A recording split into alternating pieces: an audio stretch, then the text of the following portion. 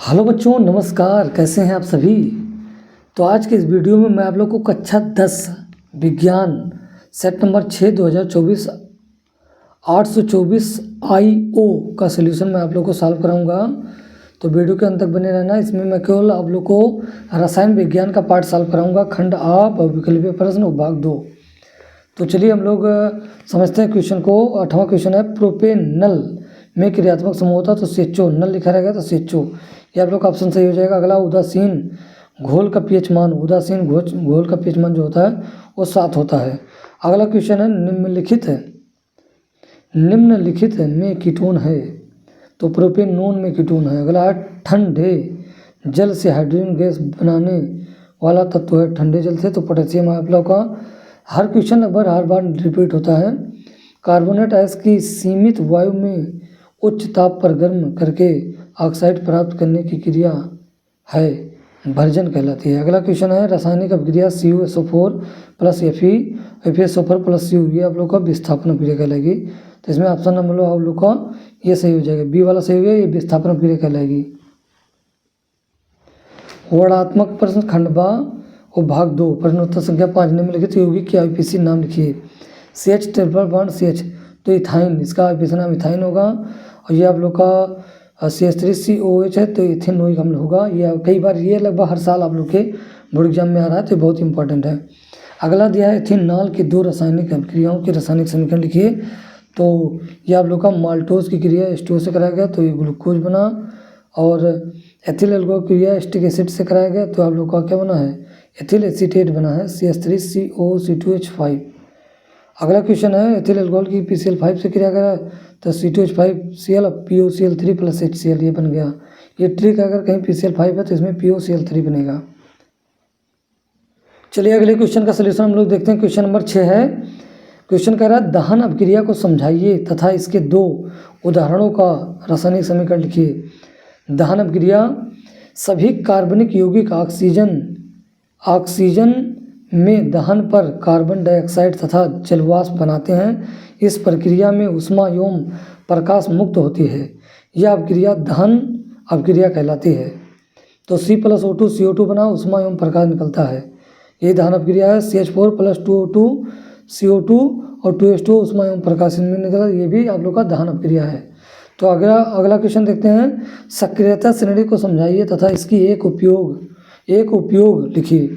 सक्रियता श्रेणी, धातुओं को उनकी रासायनिक सक्रियता के क्रम से रखने पर या मानक इलेक्ट्रोड के विभव के क्रम से रखने पर जो श्रेणी प्राप्त होती है उसे विद्युत रासायनिक श्रेणी या धातुओं की सक्रियता श्रेणी कहते हैं।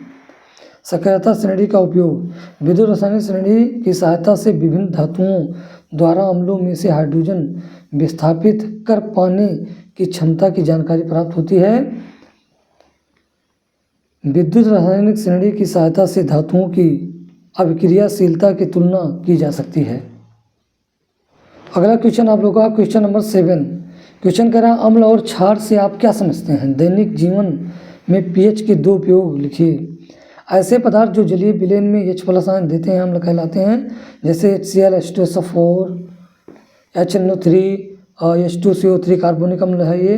और क्षार ऐसे पदार्थ जो जलीय विलयन में OH आयन देते हैं क्षार कहलाते हैं, जैसे C17H35CONa KOH NaOH BOH का ऑल्ट।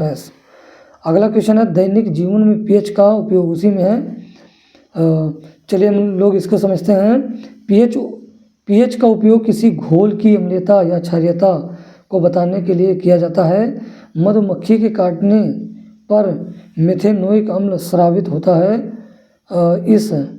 इस कारण इनके काटने पर हमें दर्द व जलन का अनुभव होता है। इस जलन व दर्द को शांत करने के लिए उस डंक लगे स्थान पर दुर्बल क्षारक बेकिंग सोडा NaHCO3 को लगाने पर आराम अनुभव होता है। तो ये हो गया इसका सलूशन। अगला क्वेश्चन है, विरंजक चूर्ण प्राप्त करने की विधि का रासायनिक समीकरण तथा 2 उपयोग। विरंजक चूर्ण, तो विरंजक चूर्ण का निर्माण शुष्क बुझे चूने पर क्लोरीन की क्रिया द्वारा किया जाता है। तो शुष्क बुझा चूना Cl2 की क्रिया करा गया, तो ये आप लोग का ब्लीचिंग पाउडर बन गया है। तो चलिए हम लोग इसी में देखते हैं विरंजक चूर्ण के 2 उपयोग। विरंजक चूर्ण का उपयोग विभिन्न पदार्थों जैसे कपड़े, कागज, जूट, लकड़ी आदि का रंग उड़ाने में किया जाता है। जीवाणुनाशक के रूप में भी इसका उपयोग होता है। अगला क्वेश्चन है, निम्नलिखित पर संक्षिप्त टिप्पणी लिखिए। मिसेल, ये लगभग हर बार पूछा है, तो आप लोग को इतना स्क्रीनशॉट ले लीजिए, यही लिख दीजिएगा, फुल मार्क मिल जाएगा और आप लोग ये स्ट्रक्चर बना लेंगे मिसेल का। मिसेल लगभग हर साल पूछा जाता है, सबसे इम्पॉर्टेंट है आप लोग को रसायन विज्ञान में।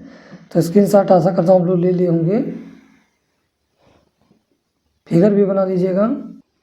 चलिए इसी में हम लोग आगे समझते हैं संक्षारण क्या होता है। जब धातुएं नमी, ऑक्सीजन, जल आदि के संपर्क में आती हैं तो वे संक्षरित हो जाती हैं। इस प्रक्रिया को संक्षारण कहते हैं। जैसे लोहे पर जंग का लगना, चांदी के आभूषण पर काली परत का चढ़ना। और ये जंग का फार्मूला है ये आप लोग का। तो Fe की क्रिया नमी और मतलब जल से होगा, तो ये Fe2O3 × XH2 बनाएगा। इसी को कहते हैं रोस्टिंग ऑफ आयरन। संक्षारण से बचाव, संक्षारण को धातुओं पर पेंट करके मिश्रित धातु बनाकर या अन्य धातुओं की परत चढ़ाकर, ग्रीस लगाकर, तेल लगाकर आदि क्रिया करके संक्षारण से बचा जा सकता है। आइए हम लोग समझते हैं कार्बन की सर्वोतमुखी प्रकृति। ये भी क्वेश्चन कई बार रिपीट किया है, ये भी इम्पॉर्टेंट है, तो मैं आप लोगों को समझा दे रहा हूँ। कार्बन जो होता है उसमें श्रृंखलन का गुण पाया जाता है, चतुस्संयोजकता ये दर्शाता है, और इसका इलेक्ट्रॉनिक विन्यास 2,4 होता है, और इसमें 4 इलेक्ट्रॉन आउटर शेल में होते हैं, और इसकी संयोजकता 4 होती है। अगर कार्बन कार्बन सिंगल बॉन्ड से जुड़ा हुआ है तो उसका जो एंगल पाया जाएगा 109 डिग्री 28 मिनट, और डबल बॉन्ड से जुड़ा है तो 120 डिग्री, ट्रिपल से जुड़ा है तो उसमें 180 डिग्री कोण पाया जाता है। तो चलिए इसमें और भी कुछ चीज़ें समझते हैं। वर्तमान में ज्ञात कार्बन यौगिकों की संख्या 3 मिलियन है, परंतु अब यह प्रश्न आता है कि कार्बन का कौन सा गुण कार्बन यौगिक के बृहद संख्या में निर्माण के लिए उत्तरदायी है। तो आशा करता हूँ आप लोग को इस सेट में जितना बताया गया समझ में आया होगा। अब इसके आगे का सोल्यूशन हम लोग देखेंगे नेक्स्ट वीडियो में। आप लोग पढ़ाई करते रहें। All the very best.